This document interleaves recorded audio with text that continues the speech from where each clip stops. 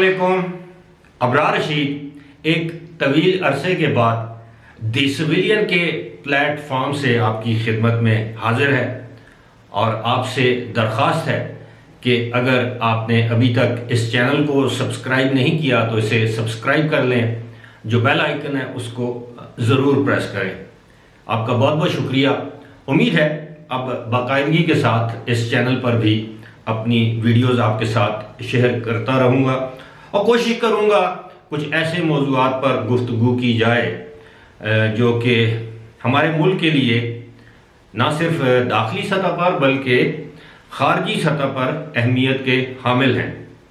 और हमेशा की तरह ये भी मेरी कोशिश रहेगी कि अपना जो तज्ज़िया हो वो दयानतदारी के साथ बैलेंस हो के गैर जानबदाराना तज्ज़िया आपकी खिदमत में पेश करता रहूं।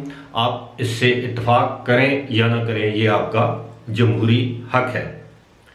आज का जो मेरा मौजू है वो थंबनेल पर आपने देख लिया होगा कि हमारे हुक्मरानों ने दानिस्ता तौर पर या नासमझी में या एक सियासी नारे के तौर पर, अगर सियासी नारे के तौर पर इस्तेमाल किया है रियासत मदीना की टर्म को, तो जाहिर है ये अफसोसनाक बात है। लेकिन अगर इसके पीछे नेक नीति शामिल थी तो अच्छी बात है। लेकिन बदकिस्मती ये है कि जब से मौजूदा हुकूमत आई है रियासत मदीना में हमने कुछ ऐसे वाक़यात देखे हैं जो कि रियासत मदीना तो दूर की बात, किसी जिसे कहते हैं सेमी मुअज़्ज़ब मुआशरे में भी उसका तसव्वुर नहीं किया जा सकता। अब मुअज़्ज़ब मुआशरे में तो जाहिर है इसका तसव्वुर है ही नहीं, लेकिन दुनिया में जहाँ जहाँ इंसान है वहाँ पर क्राइम जो है, जुर्म, वो सरजद होता रहा है, होता है और होता रहेगा। असल बात है कानून की हुक्मरानी और मुजरमान को इंसाफ के कटहरे में लाना।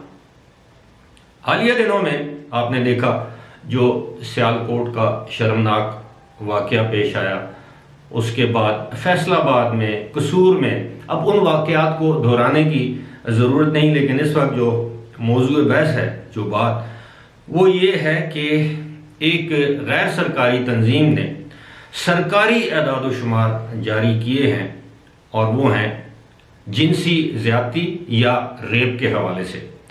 और इस तंजीम का नाम है Punjab commission of status of women, Punjab commission on status of women, PCSW।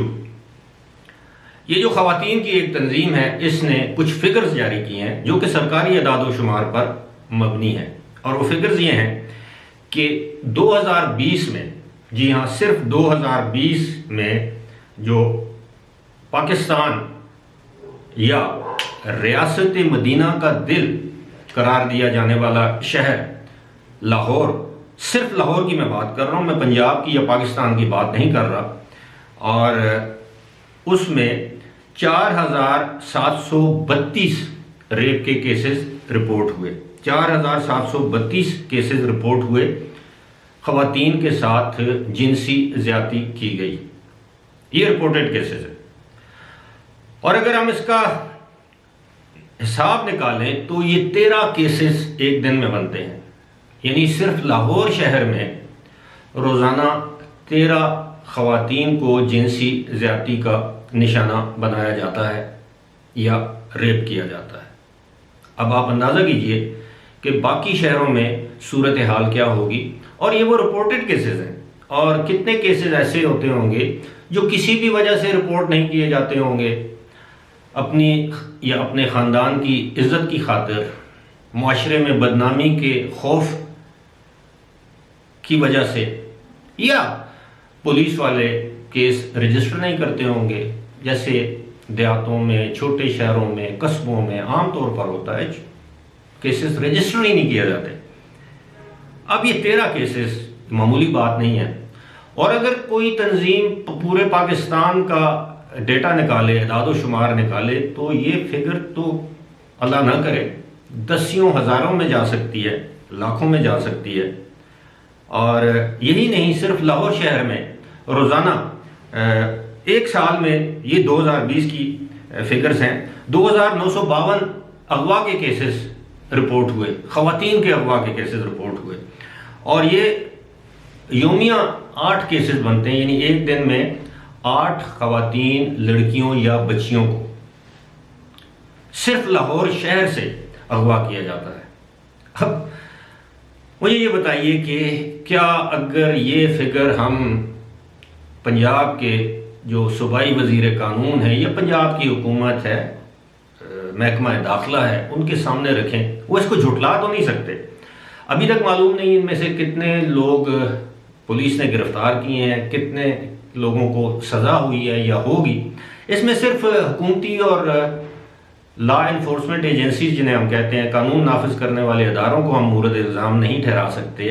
इसमें बहुत हद तक हमारी मातहत अदलिया भी इसमें ज़िम्मेदार है कि वो जल्द फैसले नहीं करती और मुल्ज़मान को या करार वाकई सज़ा नहीं देती। अगर सज़ा हो जाए तो वो अगली अदालत में बरी हो जाते हैं या उस सज़ा में तखफीफ कर दी जाती है।